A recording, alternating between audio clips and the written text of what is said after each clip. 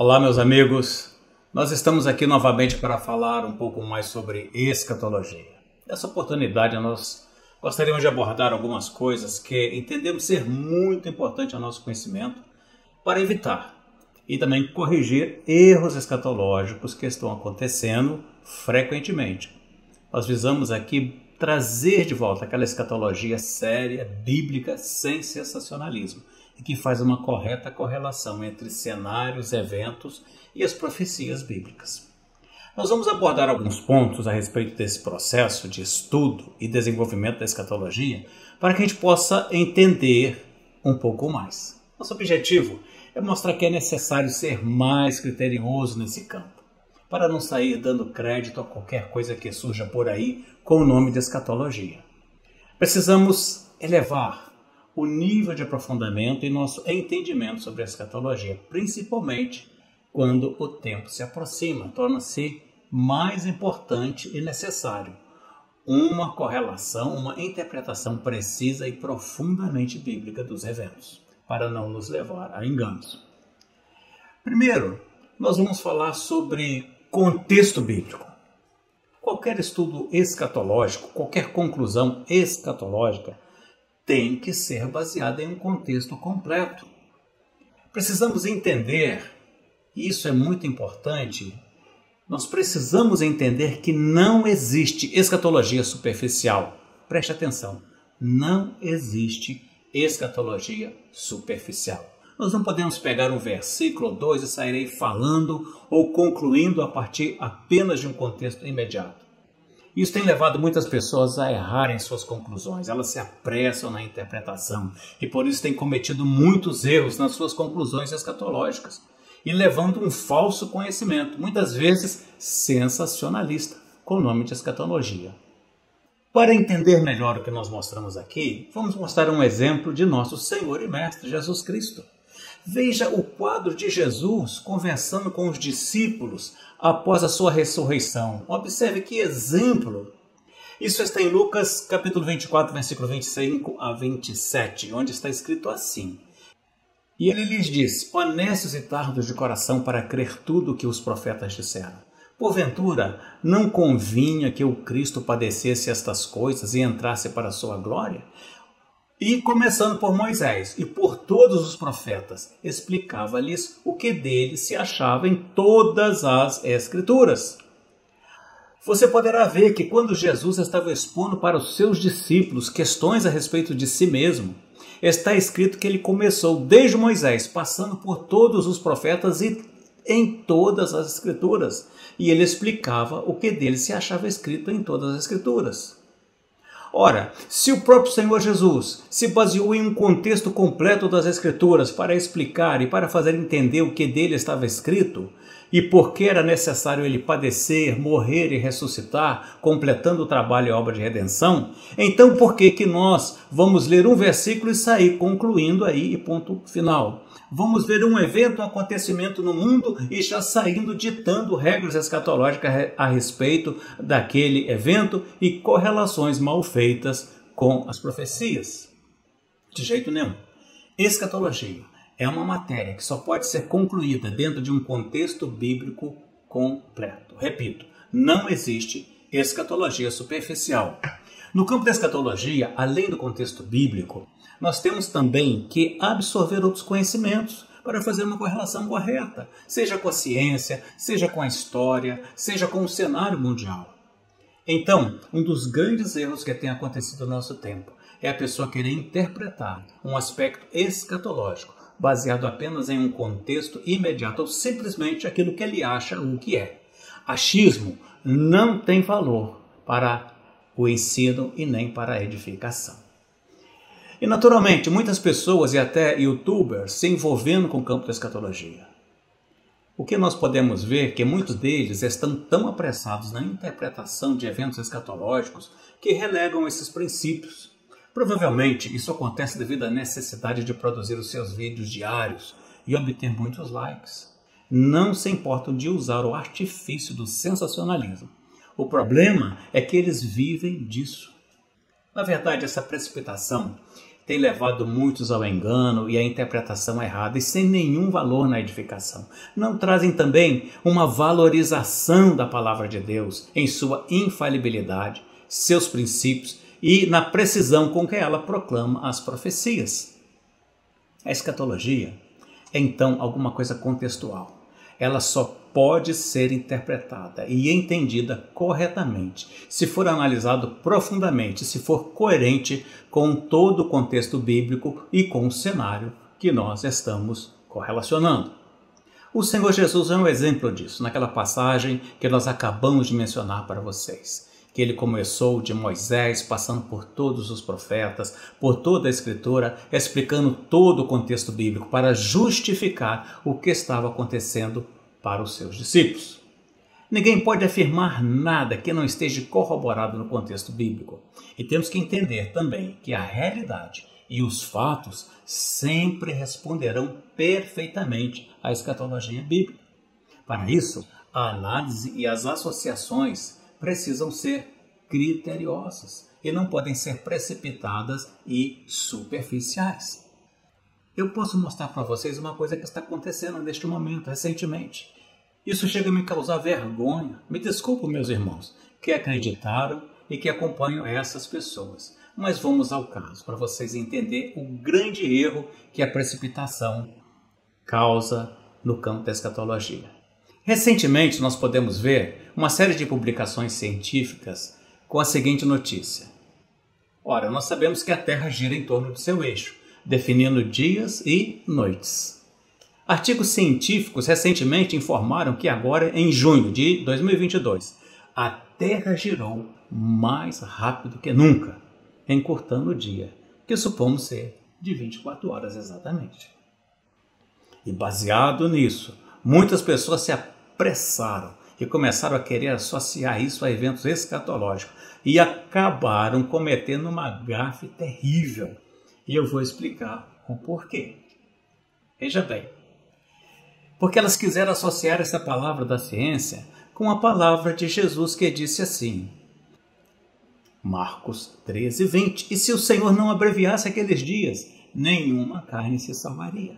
Mas, por causa dos escolhidos que escolheu, abreviou aqueles dias. Então, com isso, eles estavam dizendo que os dias estavam sendo abreviados, conforme as palavras de Jesus. Mas isso não faz sentido nenhum. Esse fato que foi reportado agora em junho de 2022 não tem absolutamente nada a ver com as palavras de Jesus. Isso não faz sentido, faltou análise, pois a ciência ela mede a rotação da Terra com precisão de dezenas de microsegundos, em décimos de milissegundos. Eu estou mostrando para vocês aqui um gráfico que mostra a variação do tempo em que a Terra gira. Às vezes um pouquinho mais rápido, às vezes um pouquinho mais lento, variando ao longo dos dias e meses, devido a uma quantidade muito grande de fatores que a ciência não consegue ainda explicar muito bem.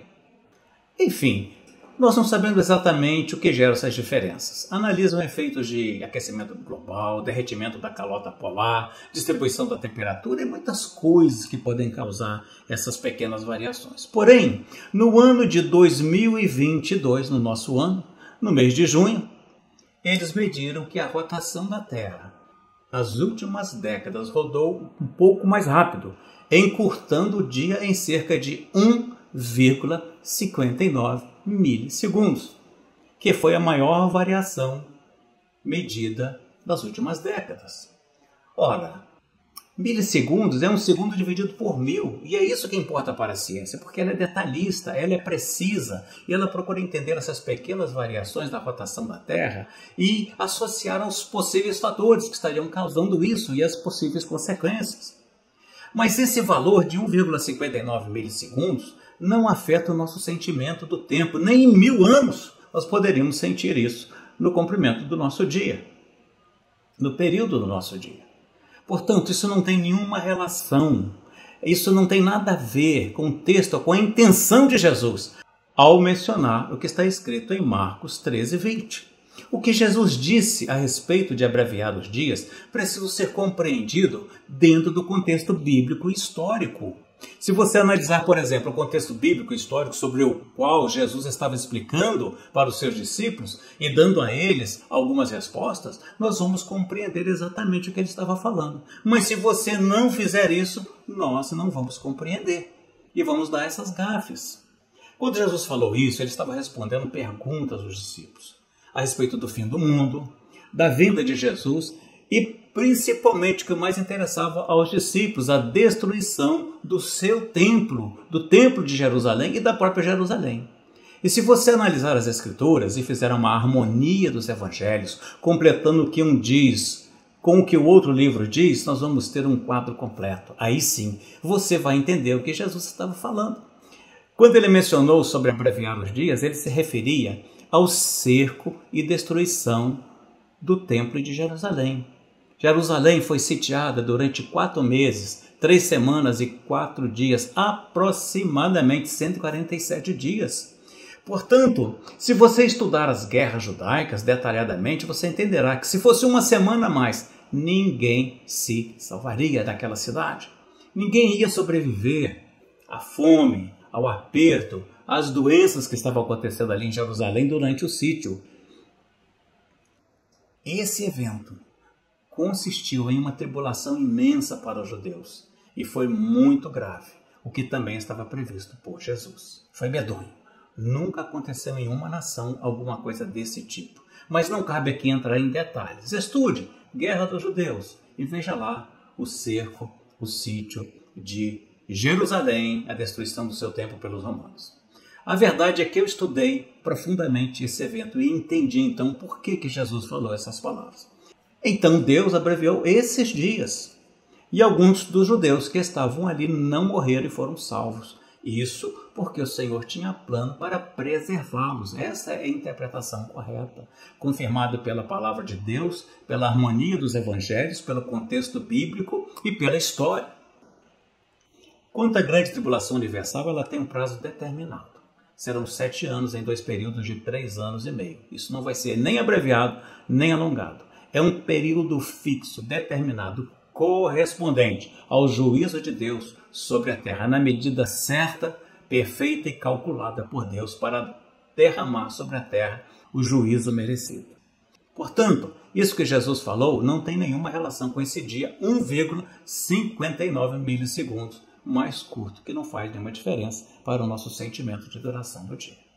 Então veja que vergonha a gente passa. Essas conclusões apressadas e sem aprofundamento não tem nada a ver com a verdade.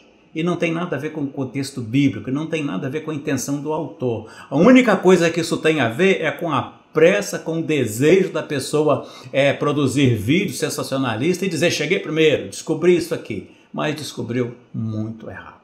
Então, o que nós queremos com isso? Reforçamos que o contexto bíblico escatológico envolve toda a Bíblia, de Gênesis a Apocalipse, e ela envolve também uma análise da história do mundo e de Israel. Então, o contexto escatológico tem que incluir o desenvolvimento da ciência, da tecnologia. Quando quisermos associar fatos científicos, será necessário ter um conhecimento um pouco mais aprofundado, senão nós vamos falar besteira. Outra coisa importante que nós podemos entender no campo da escatologia é: não existe novas revelações. Se alguém aparecer dizendo aí que teve uma nova revelação, irmãos, isso não é verdade. Nós sabemos que tudo o que vai acontecer já está escrito na Bíblia. Não falta nada.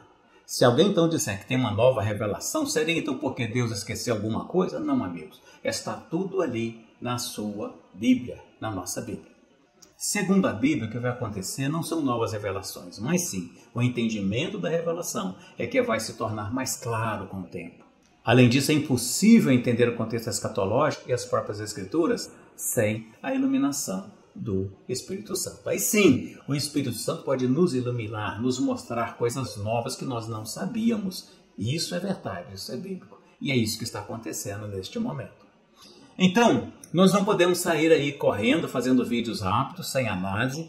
Nós temos sim que trabalhar com muita oração, muito estudo e súplica no Espírito Santo para poder compreender a escatologia bíblica e falar aquilo que é de acordo com a palavra de Deus e com a realidade. Como nós já dissemos, a realidade e os fatos. sempre vão responder aquilo que está na Bíblia. Nada vai acontecer diferente do que o que está previsto na palavra de Deus. O segundo ponto que eu gostaria de abordar aqui com vocês é sobre a linha do tempo. É outra coisa muito importante que nós precisamos entender, é a linha do tempo em escatologia. O processo das profecias ele não começou hoje e não vai terminar amanhã. Trata-se de um processo contínuo que vem sendo registrado nas Escrituras, onde muitas coisas previstas já aconteceram e outras ainda irão acontecer. Então, se nós quisermos entender a linha do tempo escatológica, nós precisamos estudar o passado, conhecer a história que está relatada na Bíblia, relacionar com a história universal, com a história de Israel, com o desenvolvimento da humanidade. Querer ditar o futuro sem estudar minuciosamente o passado é um grande erro. Não dá para entender as profecias do futuro, que ainda não se cumpriram, sem entender perfeitamente as profecias do passado. Ora, se a pessoa não entende nem o passado, vai querer ficar aí ditando regra de como vai ser o futuro? De jeito nenhum, vai errar feio. Portanto, a forma como Deus levou a efeito as profecias que se cumpriram no passado são verdadeiras aulas de como ela se cumpre e como se cumpre a sua palavra no presente e no futuro. E ele vai cumprir a sequência, completar a sequência, completando todas as promessas infalíveis contidas nas Escrituras. Então é preciso aprender e entender a importância da linha do tempo, organizar todos os fatos históricos no tempo e fazer uma perfeita relação com as profecias. Isso vai ser essencial para a nossa compreensão do desenrolar dos acontecimentos. Sem isso, nós vamos ficar prevendo um futuro errado, vamos ficar perdido no tempo, perdido no espaço. Ou então associando cenários que não têm nada a ver com aquilo que está na palavra de Deus. A linha do tempo precisa ser analisada e estudada. E se nós quisermos ser precisos e objetivos no campo da escatologia, temos que arregaçar as mangas e estudar mesmo, para transmitir algo certo e correto que está dentro do contexto bíblico e escatológico. Uma terceira coisa importante também no campo da escatologia que nós gostaríamos de abordar aqui é querer substituir os fatos bíblicos por alegorias. Isto é, querer virtualizar as coisas e as profecias e as previsões que correspondem, na verdade, a uma realidade completa, objetiva, a um fato. Foi assim desde o passado e até hoje se cumpriu desse jeito e vai continuar se cumprindo do mesmo jeito que tudo se cumpriu até hoje.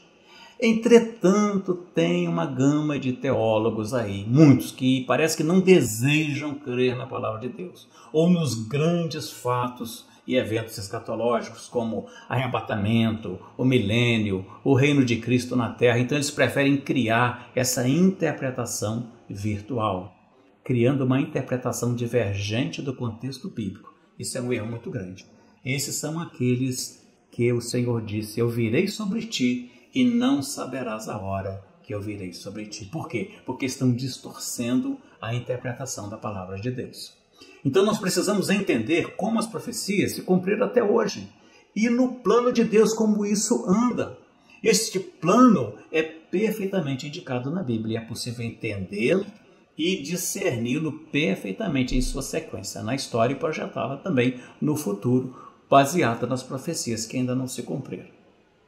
Os fatos e as realidades, elas sempre respondem perfeitamente às profecias e à palavra de Deus. Isto é, elas seguem sem falhar a linha profética contida na palavra de Deus. Então, para evitar tais erros, é bom estudar o passado, como Deus cumpriu as suas profecias até o dia de hoje. E esses estudos serão ferramentas para entender como elas se cumprirão no futuro. E a coisa continua, e não vai falhar, e não vai parar por aí. Muitos estão aí, abrindo a Bíblia, lendo 1 ou 2 versículos e querendo chutar escatologia, chutar eventos, chutar acontecimentos, como se fosse um jogo de futebol. Isso não é assim, de jeito nenhum. Está tudo precisamente determinado por Deus. Está tudo na palavra de Deus. E se nós formos ao contexto bíblico e ao contexto histórico, científico, geopolítico, nós vamos realmente compreender as coisas. É isso que nós procuramos fazer para evitar erros na interpretação escatológica, mas dá trabalho, toma nosso tempo, não dá para ficar postando vídeo todos os dias com fatos e eventos sensacionais, sensacionalistas, e o que é um grande erro dessas pessoas. O quarto ponto também que eu vou abordar aqui é exatamente uma consequência disso, que é o erro de associar profecias a eventos e cenários errados e confundir também. Às vezes alguns confundem figuras de linguagem com uma linguagem literal. Essas coisas acontecem na Bíblia, são recursos que a Bíblia usa que nós precisamos estar atentos. O contexto bíblico nos ajudará a entender isso. A Bíblia interpreta a Bíblia. Essa é a nossa ideia básica. Então, outra coisa que acontece muito comum é fazer alarde escatológico com eventos cíclicos. O Senhor falou, por exemplo, de cenários persistentes na Terra, como fomes, pestes, guerras, terremotos, mostrando que isso faria parte do cenário mundial até a sua vinda. E isso é uma realidade, pois terremotos, pestes, fomes, guerras são cenários constantes na Terra até o dia de hoje. Todas estas coisas que o Senhor mencionou estavam e estão presentes no mundo até o dia de hoje. Na verdade, o efeito dessas coisas se agravam devido ao aumento populacional e ao aumento da concentração de pessoas nas cidades. É lógico que um terremoto hoje em dia pode afetar muito mais gente que antigamente. Outros fenômenos como eclipses, luas de sangue, lua azul, cometas, meteoros acontecem repetidamente. Já vi muita gente associando a vinda de Jesus à lua de sangue. Vai acontecer a lua de sangue, todo mundo se prepare porque o Senhor vai vir na lua de sangue, etc, coisa e tal. E outros eventos astronômicos. A verdade é que essas pessoas passam vergonha, porque não é assim. Entretanto, por exemplo, o termo lua de sangue ele é usado na astronomia para representar um evento astronômico que sempre acontece em ciclos e se repete, já aconteceu milhares de vezes. Por outro lado, se examinarmos as Escrituras, nós vamos entender que expressões como escurecer o sol, as estrelas não deram a sua luz, a lua se converterá em sangue, o tremer da terra, são muitas vezes usados como figuras de linguagem para representar confusão e o estado causado pelo juízo de Deus sobre um povo e sobre uma nação. Quando isso for literal, ficará bem claro a respeito do que a palavra de Deus está falando. Então, cometas, meteoros, são também fenômenos astronômicos que sempre aconteceram e continuam acontecendo. Portanto, eventos comuns dessa natureza não devem ser usados como sinais do fim, a menos que se encaixem em um modelo específico previsto pelas Escrituras. Por isso, no estudo da escatologia, é muito importante discernir cenários estabelecidos na Terra de sinais específicos do tempo do fim, se você quer discernir os tempos do fim. Além disso, é importante analisar o contexto para entender se a descrição está usando uma figura de linguagem ou se trata de um evento físico. Sempre houve guerras. Por isso, não podemos tratar quaisquer guerra como sinais do fim. No entanto, existem guerras especiais faladas na Bíblia, que marcam o fim dos tempos, como Gog e Magog, um levante contra Israel, a Terceira Guerra Mundial e a Guerra de Armagedon. Existem grandes terremotos previstos em Apocalipse, mas são eventos muito especiais. Outra coisa que me choca muito, que está envolvendo muitos cristãos, trata-se das teorias da conspiração, as famosas teorias da conspiração. Alguns teólogos estão tratando essas ideias da conspiração como se fosse escatologia. Existem inúmeras teorias da conspiração por aí e são pura perda de tempo. Elas são inventadas e criadas somente para obter notariedade, vender livros. Sempre tem um livro, um canal, um filme para vendê-las e alguém para se promover com essas teorias da conspiração. Mas, mesmo assim, muitos cristãos estão se distraindo com isso e deixando de lado a verdadeira escatologia bíblica. Quando uma pessoa que se diz teólogo, ensinador, começa a usar esses termos, começa a usar essas coisas, ele está, na verdade, distraindo as pessoas, desviando do conhecimento da verdade que ele deveria levar para as pessoas. Nós temos que nos ater à sequência revelada e rejeitar aquilo que não é compatível com essa revelação. Não será difícil identificar esses interesses falsos nas teorias da conspiração. Muitas delas são, inclusive, completamente inviáveis e não suportam uma pequena análise. Então, amados, isso não leva a lugar nenhum. A Bíblia diz direitinho como tudo vai acontecer e não é como eles estão falando. Lamentavelmente, muitos teólogos, se é que o são mesmo, estão publicando mais sobre teorias da conspiração do que sobre a Bíblia, quando não estão eles mesmos criando alguma teoria da conspiração. Como eu disse, achismo não tem lugar na escatologia. Então nós temos que tomar cuidado para não associar profecias a eventos e cenários errados e levar as pessoas a entender de forma errada aquilo que está previsto na palavra de Deus. Nós que somos teólogos temos que procurar ensinar, temos que nos aprofundar, temos que ir fundo, temos que vasculhar o conhecimento. O nosso propósito deve ser ensinar corretamente aquilo que está na palavra, não importa o esforço que temos que fazer para pesquisar, para estudar, para levar até vocês uma palavra pura, precisa e completa. Existem outras coisas erradas que eu gostaria de mencionar para vocês. Por exemplo, querer adivinhar quem será o anticristo. Não perca tempo com isso, meu amigo. Entretanto, ele será revelado ao mundo por suas ações, sua forma de agir, suas alianças.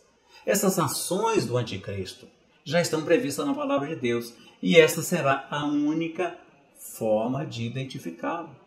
Já nomearam dezenas ou até centenas de pessoas para ser anticristo, mas só tem vaga para um.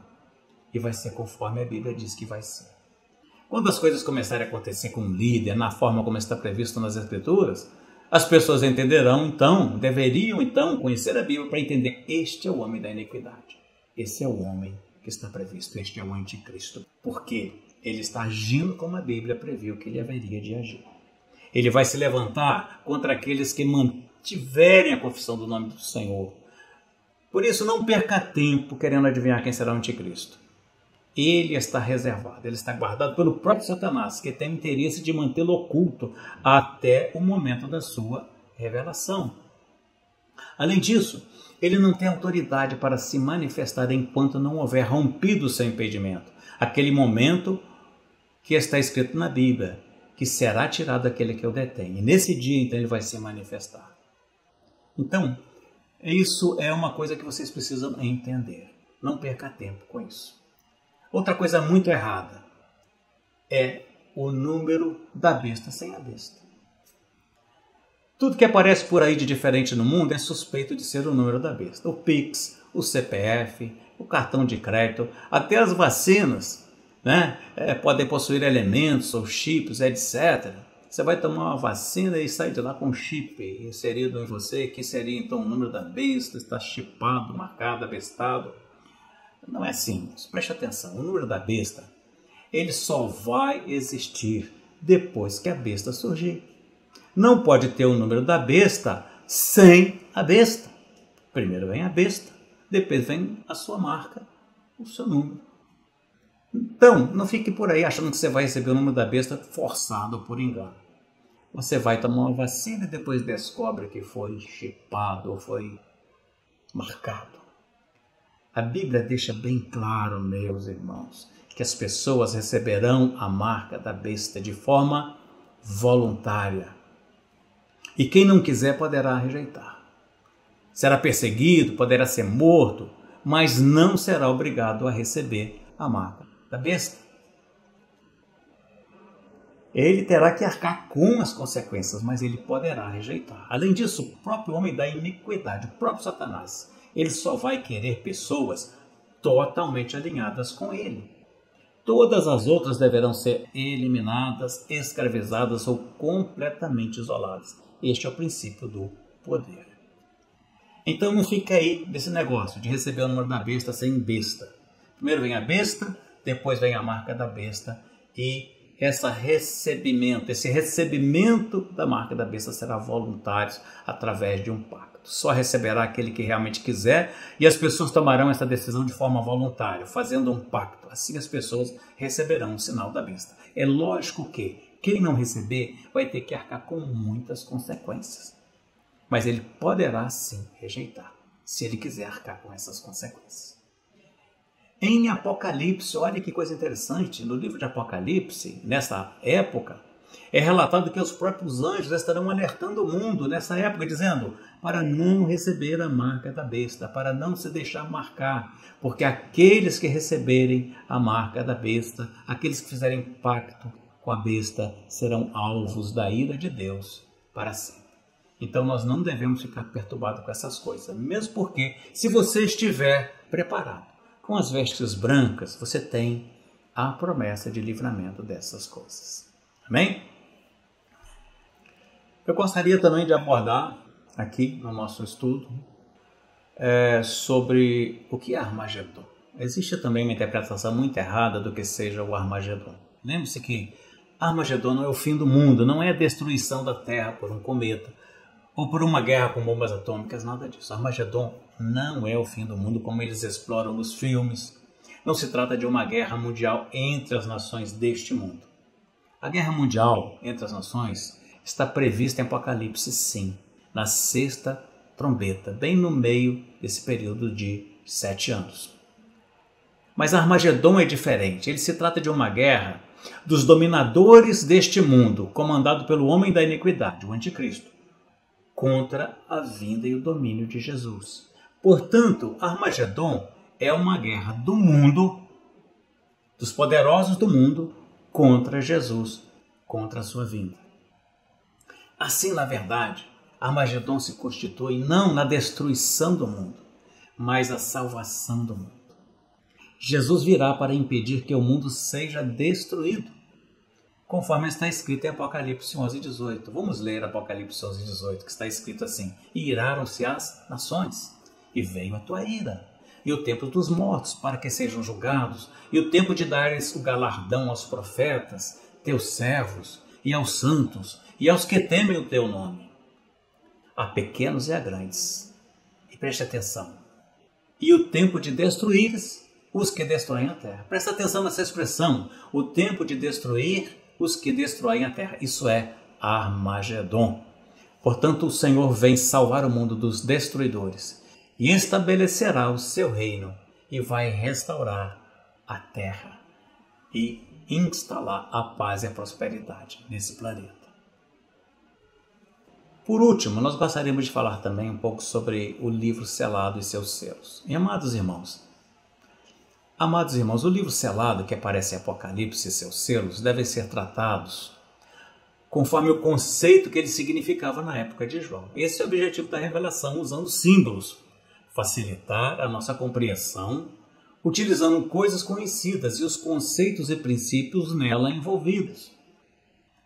Você hoje pode não entender o que seria o livro selado escrito por dentro e por fora, mas para João era algo familiar. Apesar desse importante princípio de interpretação, existe uma profusão de interpretações erradas quando tratam desse livro e de seus selos. E para evitar erros nessa interpretação, nós deveríamos voltar ao tempo de João e até antes de João e estudar o que poderia ser então esse conceito envolvido no livro selado escrito por dentro e por fora. Isso é o que procuramos fazer em nossos estudos. Para entender um pouco melhor o que estou falando, eu peço encarecidamente, irmãos, que leiam o e-book, o livro selado. O link para o download desse e-book é gratuito e está disponível no grupo Facebook Escatologicamente. É gratuito, você pode fazer o download e estudar detalhadamente o conceito e o que realmente significa o livro selado e seus selos. Sempre aparecem pessoas fazendo menções desse livro selado, dos selos e dos elementos que compõem esses selos, mas sempre de uma forma às vezes muito errada, que na verdade não corresponde ao que é. Os 4 cavaleiros do Apocalipse, todo dia tem alguém mencionando, com certeza você já ouviu falar, muitas pessoas dizendo, em breve os 4 cavaleiros já vão sair no mundo. E agora Deus me mostrou que vai sair o cavalo branco, ou vai sair o cavalo preto. Errado, não é assim o conceito, o sentido transmitido pela revelação.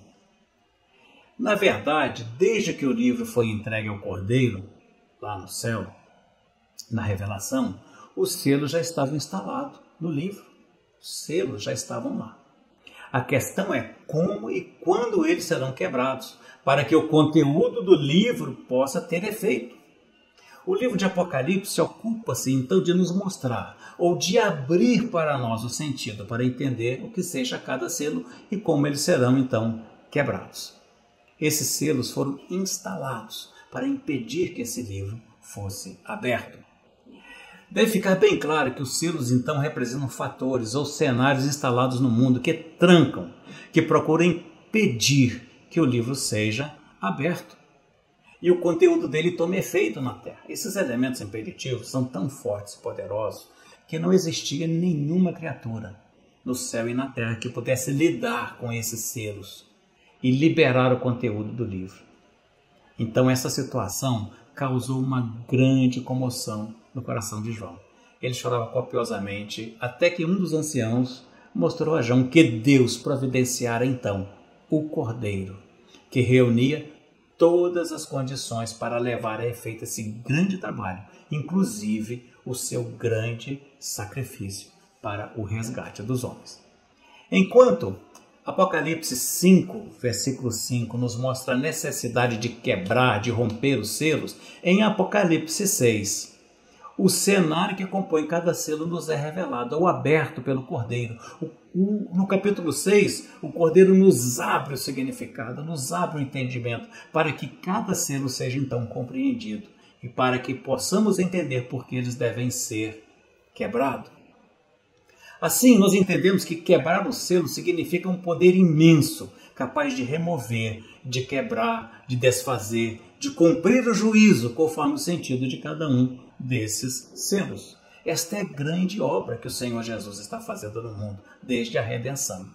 Quando a 7ª trombeta é executada e se ouve o brado no céu, ele está mostrando exatamente isso. Apocalipse 11:15 diz assim: e os reinos do mundo vieram a ser de nosso Senhor e de seu Cristo, e ele reinará para todo sempre. Observe que a 7ª trombeta contém as 7 taças da ira, que consumam a justiça e o juízo na terra, como está escrito, Apocalipse 15:1. E vi outro grande e admirável sinal no céu, 7 anjos que tinham as 7 últimas pragas, porque nelas é consumada a ira de Deus. Então é nessa consumação que se conclui a quebra, a dissolução de todos os elementos impeditivos na terra, a destruição de todos os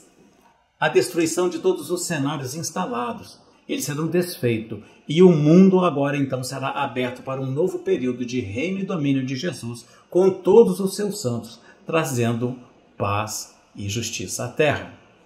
Todos esses detalhes desse livro são tratados nesse e-book que foi distribuído gratuitamente no grupo Escatologicamente do Facebook.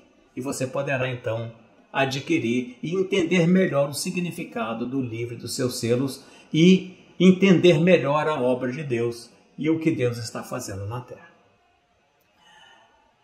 Assim, meus irmãos, eu espero que eu tenha, com esse estudo, motivado cada um a compreender e aprofundar o seu interesse em estudar mais a fundo a palavra de Deus, não sair acreditando sem conferir em qualquer coisa no campo da escatologia e começar a usar esses critérios que nós temos levantado aqui. Ler mais, aprender mais e dar valor aos estudos sérios e aprofundados. Desprezar também. Aprenda a desprezar essas coisas sensacionalistas que só visam mesmo o interesse financeiro daqueles que estão se promovendo através delas.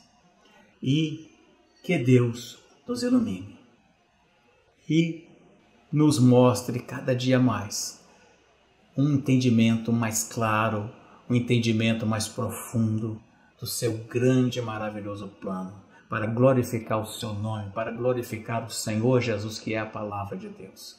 Que vocês aproveitem o máximo, vejam, revejam esse estudo, façam o download do livro, do e-book e de outros e-books que estão disponíveis gratuitamente no grupo Escatologicamente. E você fica então com essa bênção do conhecimento, da iluminação na sua vida. Fiquem na graça com a bênção de Deus em Jesus Cristo. Um grande abraço. Amém.